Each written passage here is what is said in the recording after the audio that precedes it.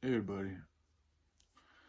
Um, so I think some of the reasons why this time around getting clean or healthy or sober, whatever you want to call it, is it's been much more challenging. Last year I was able to do so without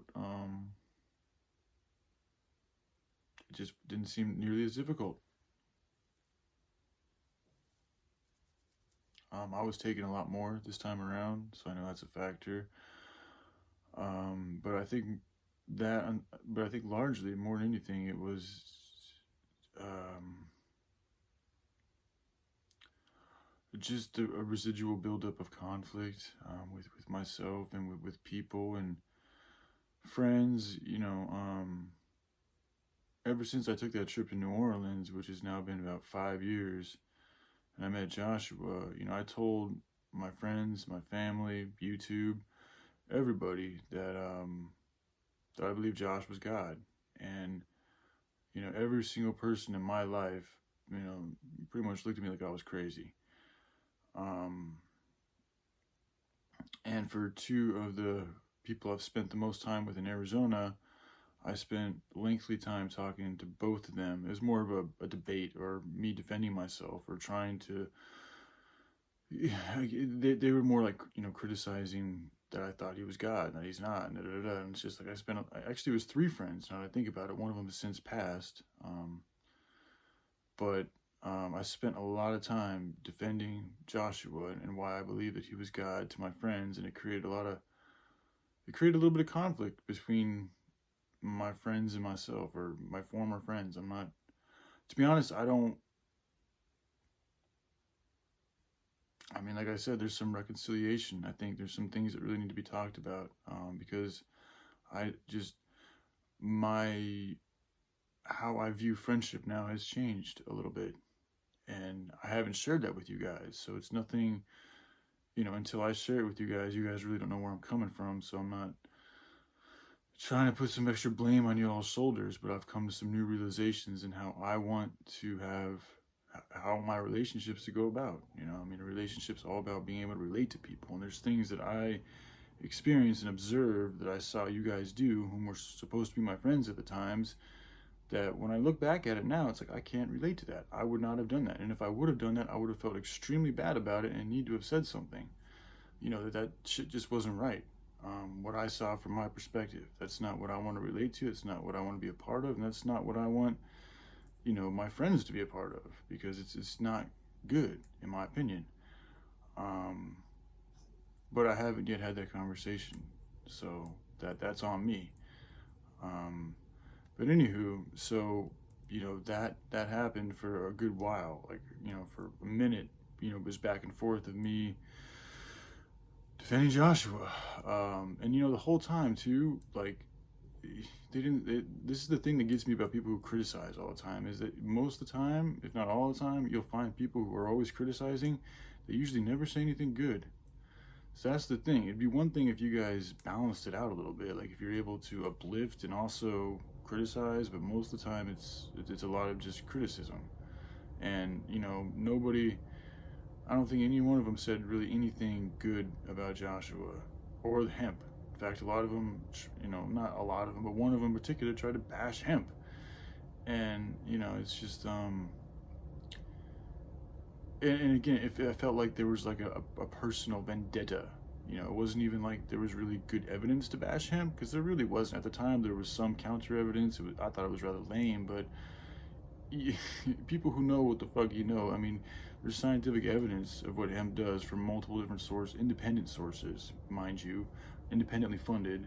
So anyway, it's just, that's why I feel like it was more of a vendetta against, me finding this person whom I went on a spiritual journey with, and I call God, and I feel like my friends were probably threatened because, I found somebody whom I believe is God, and they thought that would take away from our relationship or something like that. And it is another being that I need to share my life with, but it didn't need to mean that our relationship was any less than. I didn't love you guys any less because I met Joshua. In fact, I was excited because I wanted you all to meet him and work together. but you know, things aren't that easy. So it is what it is.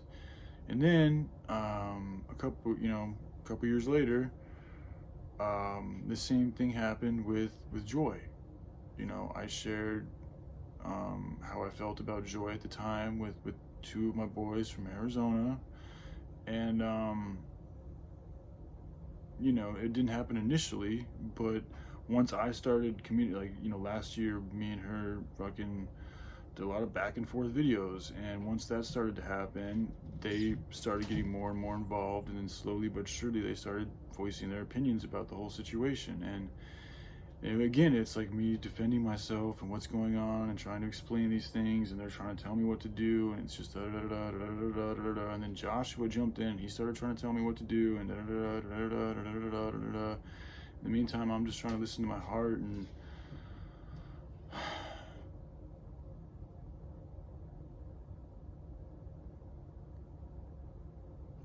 so it's just been a lot. Like that's a large reason why things aren't very smooth with my friends these days, is because I've had, you know, regarding two people whom I've paid a lot of very serious attention to, I've had a lot of just debates and conflicting arguments with them about my interactions with these people. And then, you know, because of that, you know, things have just kind of fallen. I feel like they've gotten kind of jealous. I don't know for sure, but that's just kind of the intuitive feeling I've gotten for whatever reason. I don't know exactly why. And so then, yeah, there's been some coldness, you know, and I don't have, you know, and because of that, I don't have anybody I can really trust to speak to. I mean, Joshua, you know, I think his phone's off right now, so I can't call him up. That's been kind of the way our relationship's been for a while now. Is he'll jump in and out of my life, and when we talk, it's great, and you know, we're close, and it feels like we haven't missed a skip, you know, step in our beat or anything like that. But there can be long periods where we don't speak to each other at all. Like 6 months will go by before we talk, and then we'll talk, and everything will be hunky dory and da da da. But that, again, our relationship is different, so I'm okay with that. And I get that he's very busy. He has a whole big social crew. A lot of the times he's running around the streets taking care of whatever he has to take care of. So he doesn't have access to a phone. A lot of times he's homeless, so he's sleeping on couches or doing this or that. So that's okay. You know, I get that. But you know, just not having somebody. So, but if I don't, but in that I can't just speed dial him and be like, hey pops, I'm hurt, and can you help me out with this hard situation? I can't do that.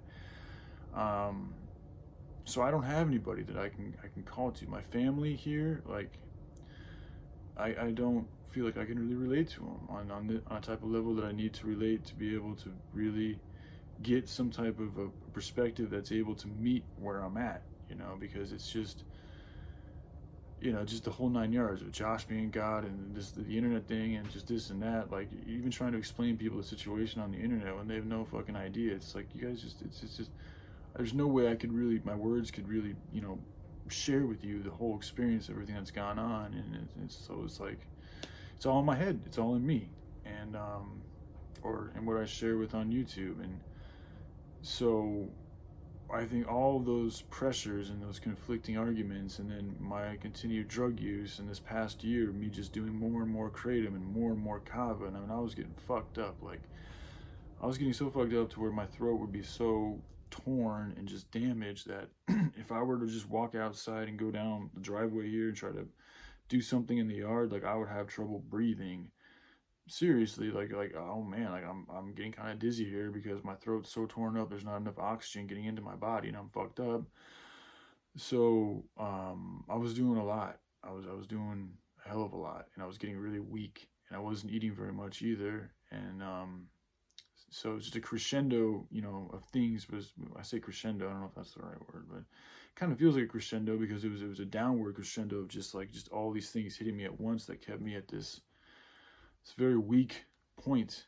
And I'll be honest, when I was at that weakest point, I mean, I was thinking about, you know, just love and joy and my friends and, you know, the mission, but more than anything, like, I mean, because I knew that if I didn't get my strength back, I would never be able to really love a woman or even really be a good friend or do my mission here in life or any of these things. So more than anything, I really wanted my strength back.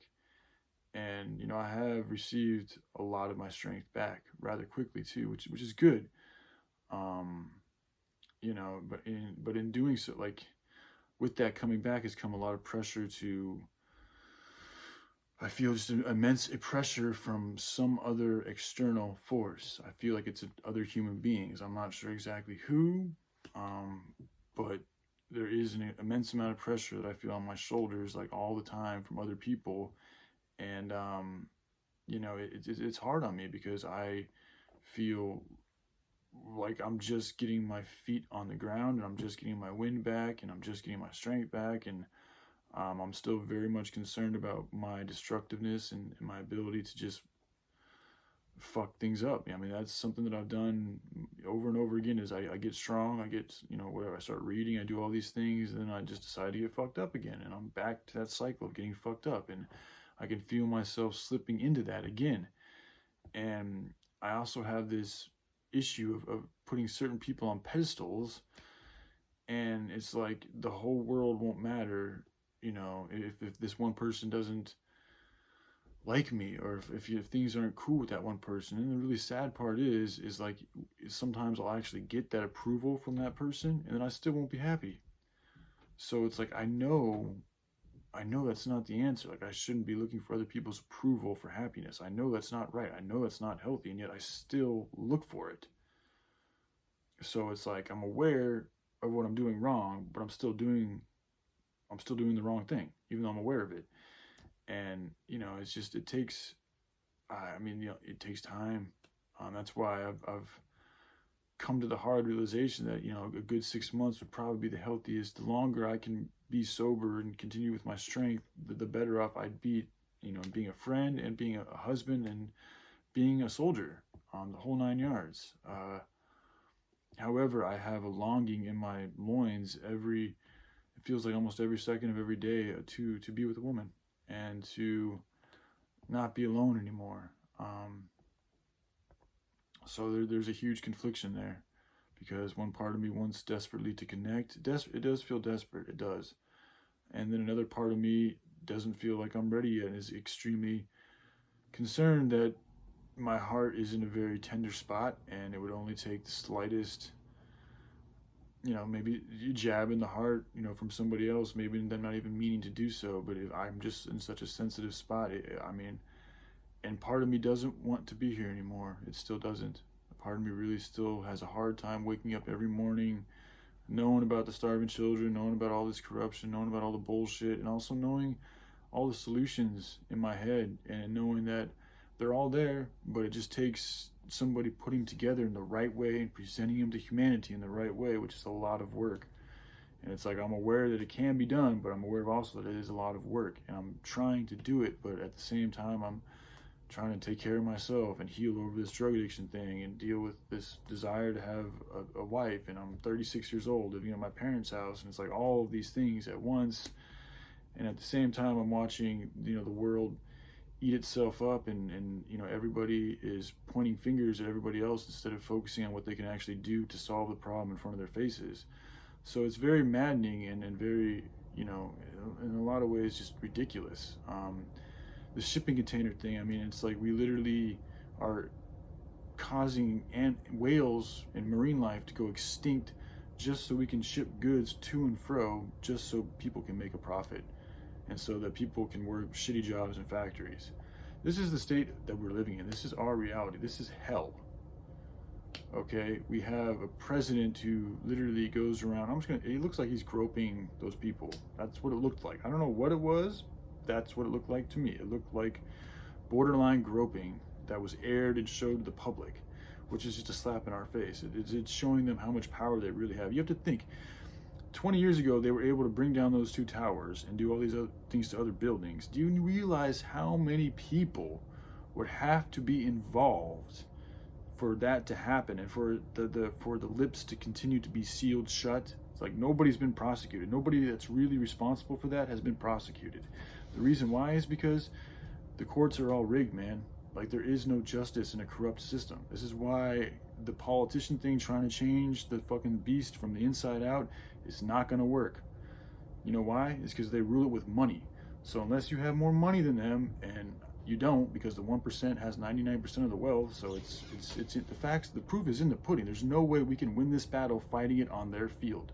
And that's the problem, is people keep trying to fight this game in the political arena, in the beast's arena, instead of creating your own arena, God's arena, and just building there.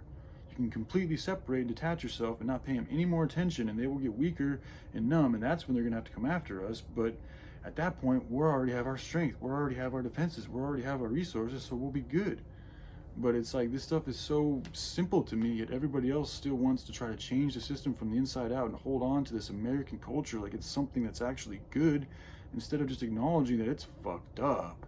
And we fucked a lot of things up. And we need to change it, or something else will change it for us. And when it's, a lot of it's ego-based. People don't want to realize that they've been supporting a really fucked up system. Capitalism is not doing anybody any good. Okay? And unless no president has the power to change capitalism, as idealistic and lovely as that sounds, it's not going to happen, dude. Lobbying, money, these things have too much power. There's too much sway. There's too much at stake. These are all puppet masters. Biden doesn't really have much power. He's a puppet, as they all are. The real people, you ain't going to see them. They're the ones behind the scenes. They're the ones fucking that don't want their faces to be seen, because they have more power that way. If they can, as long as they can keep putting other faces to do what they want them to do, then those are the faces that are going to take the hits, and they're going to be able to stay away in their sanctuaries, meanwhile pulling the strings. So until you can get those people out of power, you ain't going to change shit. And the only way you can get those two people out of power is stop giving them power, which means we have to stop playing their game in this fucking system and create our own system.